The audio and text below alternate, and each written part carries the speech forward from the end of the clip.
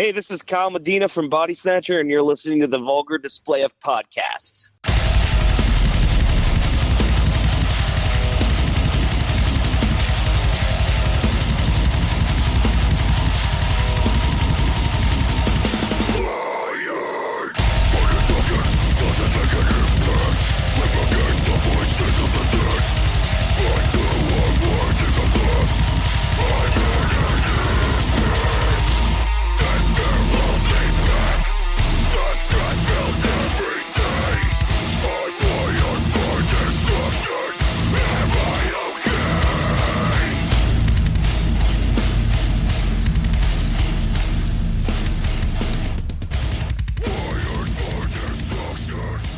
Welcome back to the Vulgar Display of Podcasts. We are joined on the phone here with Kyle from Bodysnatcher. Kyle, how's it going, man?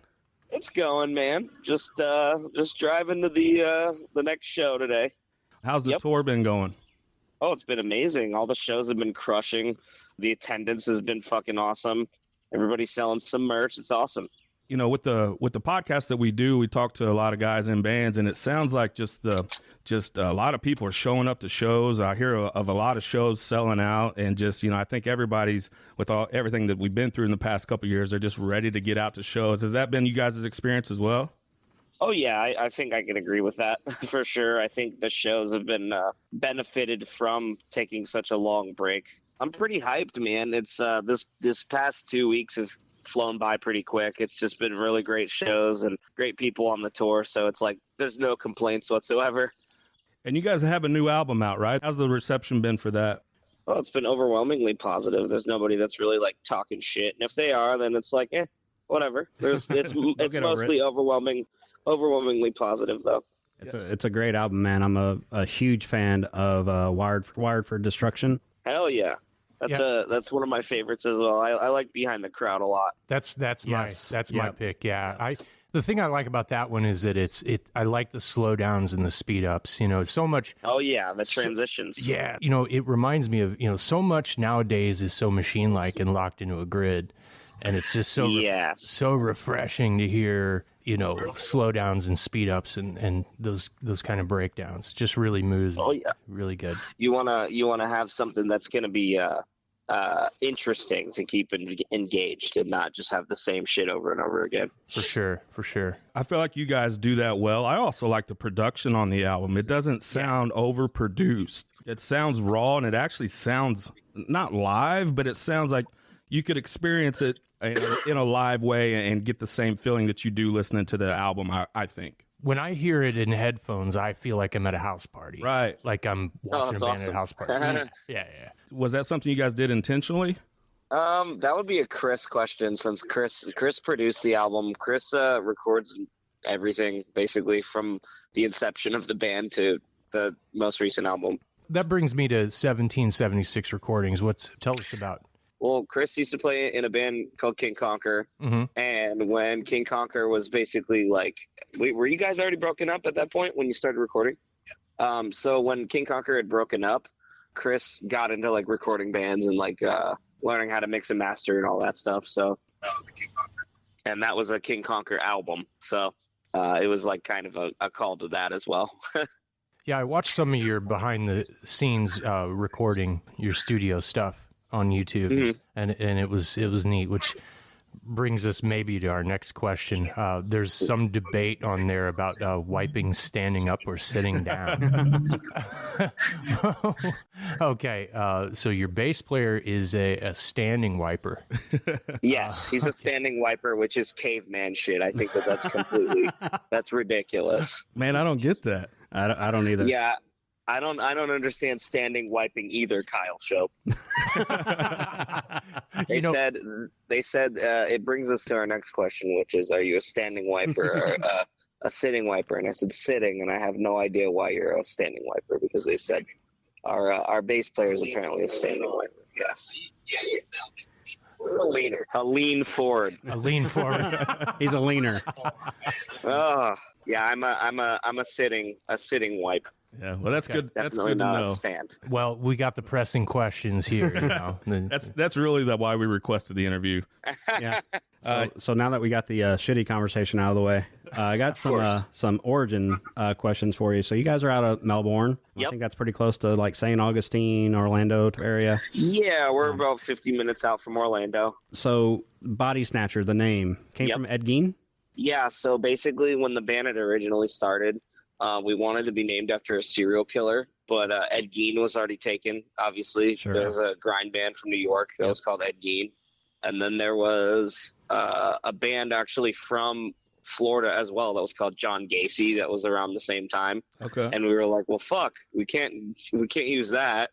So then we started looking up nicknames that serial killers went by, and Ed Gein was Bodysnatcher. So that's what we went with. You know, one of the things I love about you guys is it seems like you make no bones about what you guys are and what you guys do.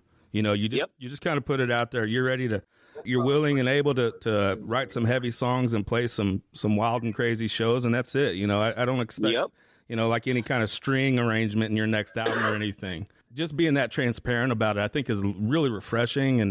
And as a fan, it just, you know what you're going to get. Yeah, of course. I think it's good to be honest with yourself with what you are, and have fun with it at least. Because when you're not having fun, then why are we fucking doing this? You know. So Kyle, I've got a question about the lyrics. Mm-hmm. You know, the first song that really captured me was "Homesick."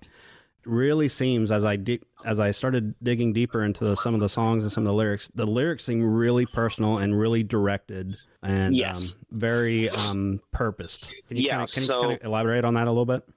Yeah, so basically everybody in the band writes lyrics. We all write different songs, so it's like a collaborative effort, especially after Death of Me, because that was all pretty much a lot of the lyrics came from me with the earlier stuff. But with the new lineup change, it became like a collaborative effort as far as lyrics go. So everybody having different life experiences, obviously, it allows for more relation.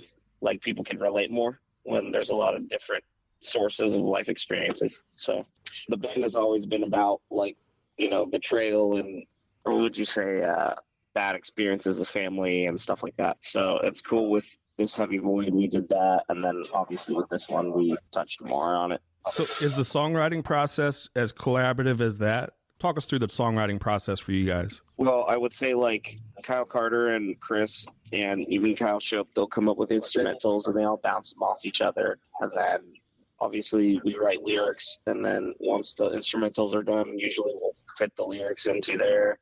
And then we demo out tracks, and then after the tracks are demoed out, we re-record everything and then really put it down.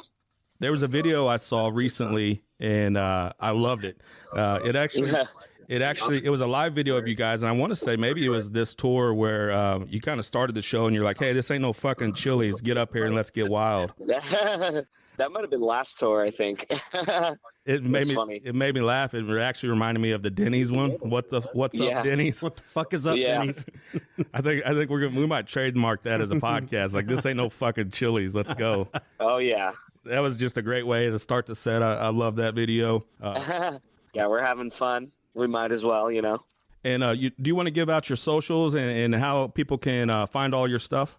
Yeah, so Bodysnatcher, it's Bodysnatcher FL, I believe, on Instagram, and the same for Facebook, I believe. It might just be Bodysnatcher. The same with Twitter. And then on our Instagram, we have all of our profiles linked in the bio. So if you'd like to follow any of the guys, all of our names are on there. Great. Hey, Kyle, what's the go-to tour food, van food, man?